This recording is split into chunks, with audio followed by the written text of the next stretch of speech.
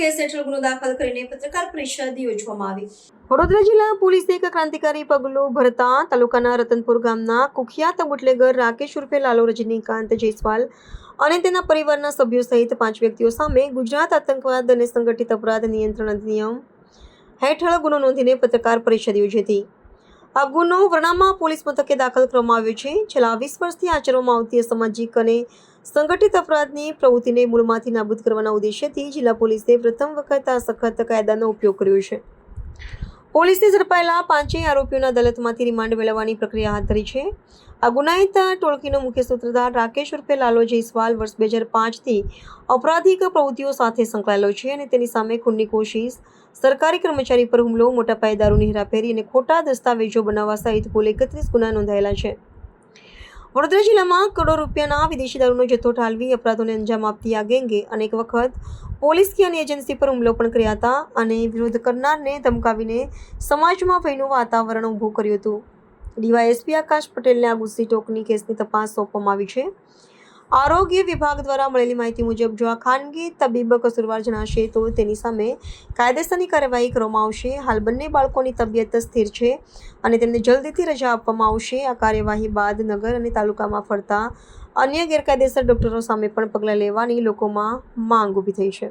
ગઈકાલે વડોદરા ગ્રામ્ય જિલ્લાના વરણામા પોલીસ સ્ટેશનની અંદર એક ગુસ્સી ટોક એક્ટ હેઠળનો ગુનો રજીસ્ટર કરવામાં આવ્યો છે। આ આતંકી પ્રવૃત્તિ અને ઓર્ગેનાઇઝ ક્રાઇમ ખિલાફ યુઝ કરવાનું એક સ્પેશિયલ એક્ટ છે। તે એક્ટના અનુસંધાને રતનપુરનો રહેવાસી રાકેશ ઉર્ફે લાલા જયસ્વાલ એમના અને એમની સંગઠિત ગુનાહિત ટોળકી ઉપર આ ગુસ્સી ટોક કલમ અને એક્ટ હેઠળનો ગુનો નોંધાયો છે। આ ગેંગ ઘણા વર્ષોથી વડોદરા ગ્રામ્યના એરિયાની અંદર એક્ટિવ હતી। એના સિવાય એમના અગેન્સ્ટની અંદર છોટાઉદેપુર, અમદાવાદ અને સુરત જિલ્લાની અંદર પણ ગુનાઓ નોંધાયા છે। મુખ્ય તौर પર બૂટલેગિંગની એક્ટિવિટીથી આર્થિક લાભ મેળવીને આ ગેંગની એક્ટિવિટી હતી અને એની સાથે આપણા વિસ્તારના લોકો ઉપર ધાકધમકી આપવાનું, કોઈ એમના અગેન્સ્ટમાં બાતમી આપે તો એમના ઉપર અસોલ્ટ કરવાનું અને પોલીસના ઉપર પણ અસોલ્ટ કરવાના કેસીસ આ ગેંગ ઉપર રજિસ્ટર્ડ છે।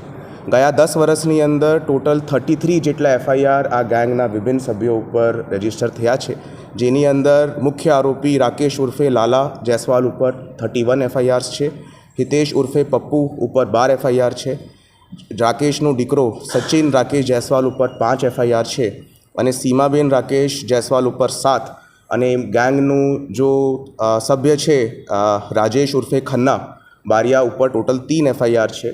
આ ટોટલ ઇન્ડિવિજ્યુઅલ એફઆઈઆર સિવાય ટોટલ ગેંગની ઉપર 33 જેટલી એફઆઈઆર છે અને આ સિવાય આ 5માંથી ગેંગના 4 સભ્યો ટોટલ 5 વખત જુદી જુદી વખત પાસાના એક્ટ હેઠળ પણ જેલની અંદર રહીને આવી ચૂક્યા છે।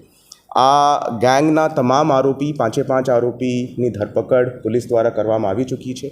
આ તપાસની ઇન્વેસ્ટિગેશન ડીવાયએસપી ડભોઈ લીડ કરી રહ્યા છે અને તેના માટે એક સ્પેશિયલ ઇન્વેસ્ટિગેશન ટીમ જેની અંદર ટોટલ 17 જેટલા સભ્યો છે, PI, PSI, ASI, head constable અને પોલીસ કોન્સ્ટેબલના જુદા જુદા રેન્કના સભ્યો બનાવીને એક એસઆઈટીનું ગઠન કરવામાં આવ્યું છે। હાલ આ ગુના બાબતની અંદર આરોપીઓની રિમાન્ડની પ્રોસેસ પોલીસ ચાલુ કરી રહી છે। 30 દિવસના રિમાન્ડ અમે જજ સાહેબથી માંગણી કરી છે। એ સિવાય તમામ વિગતો બાબતમાં એસઆઈટી જો છે પોતાની ઇન્વેસ્ટિગેશન સ્ટાર્ટ કરી ચૂકી છે અને અમારું મોટાભાગનું ફોકસ આ ગેંગના મોડલસ ઓપરેન્ડી, આ ગેંગના બીજા સાગીરદો જો એમની સાથે ઇન્વોલ્વ છે, આ તમામ બૂટલેગિંગની જો સપ્લાય ચેઇન છે એની અંદર કોણ લોકો જોડાયેલા છે અને ખાસ કરીને આ ગેંગ દ્વારા વસાવેલી મિલકત, એ લોકો દ્વારા કેટલી પ્રોપર્ટીની વસાવટ કરવામાં આવી છે તે બાબતની ઇન્ક્વાયરી હાલ ચાલુ છે।